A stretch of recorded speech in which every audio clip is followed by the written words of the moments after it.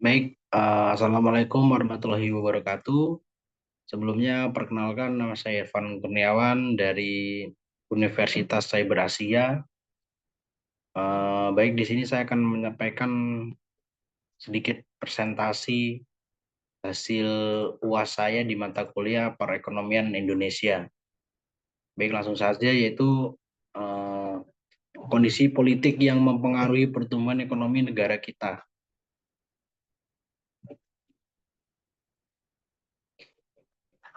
Pengaruh politik terhadap ekonomi suatu bangsa merupakan fenomena kompleks yang telah lama menjadi fokus perhatian para ahli dan praktisi ekonomi. Keputusan politik yang diambil oleh pemerintah, baik dalam bentuk kebijakan ekonomi maupun regulasi, memiliki dampak yang signifikan terhadap kinerja ekonomi negara tersebut. Lalu ada apa saja sih fakta yang terjadi saat ini, yaitu pertumbuhan ekonomi dan tantangan. Ekonomi Indonesia tumbuh sekitar 4,9% di kuartal 1 2025, menurun dari 5,11% di akhir tahun 2024.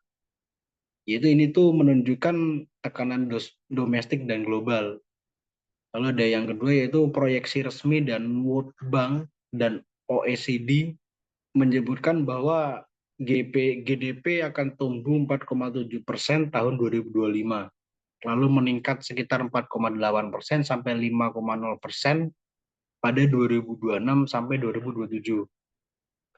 Meskipun masih ada resiko dari ketegangan perdagangan internasional dan ketidakpastian kebijakan fiskal.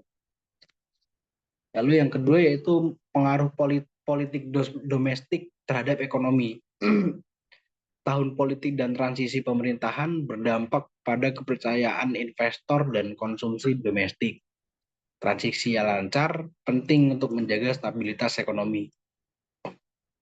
Lalu ada instruksi presiden terkait efisiensi anggaran, yaitu di Inpres nomor 1 tahun 2025 dengan pemotongan anggaran masif 306 triliun menyebabkan kontraksi belanja pemerintah dan kekhawatiran atas pelambatan investasi publik.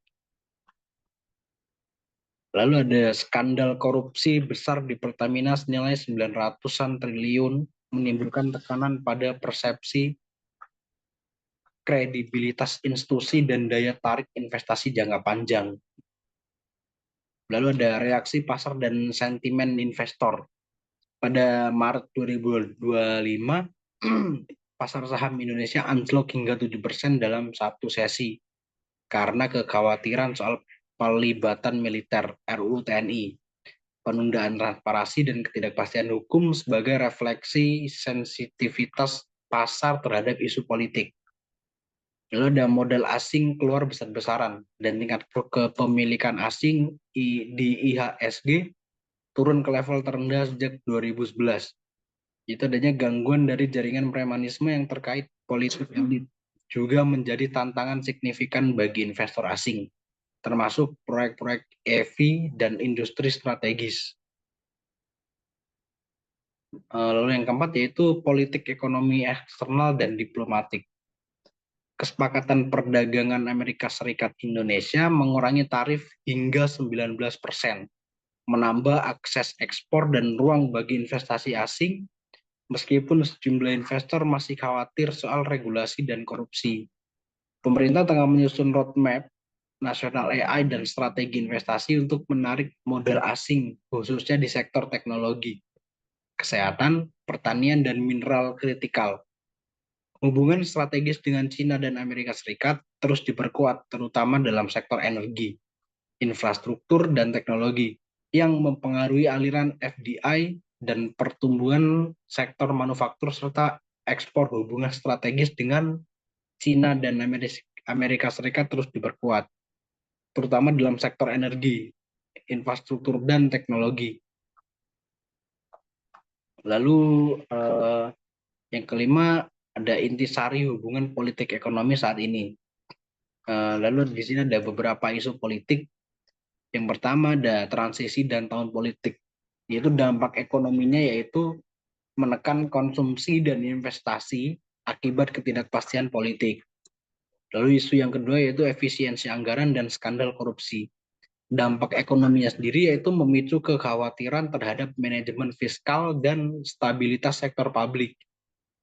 Lalu yang ketiga ada isu sentimen pasar dan regulasi probisnis. IHSG volatil atau investor menahan diri akibat ketidakpastian hukum dan politik. Lalu isu yang keempat yaitu diplomasi dan perjanjian dagang. Memperluas pasar ekspor, membuka akses modal asing, kendati resiko tetap ada. Lalu isu yang kelima yaitu proyek strategis dan kebijakan hijau.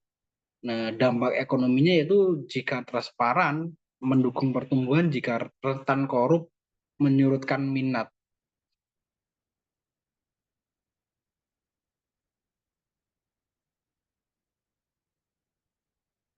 Walaupun Indonesia menunjukkan ketahanan makroekonomi dengan pertumbuhan sekitar 5% pada awal 2025, tekanan dari ketidakstabilan politik, kebijakan fiskal yang ambigu, serta sentimen negatif terhadap regulasi dan korupsi menciptakan hambatan dalam memanfaatkan proteksi pertumbuhan penuh.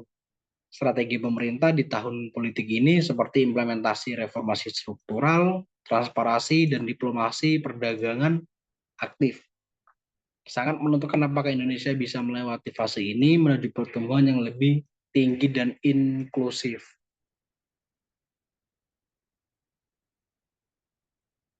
Terima kasih. Baik, hanya ini yang dapat saya sampaikan. Lebih dan kurang saya mohon maaf. Semoga bermanfaat. Terima kasih.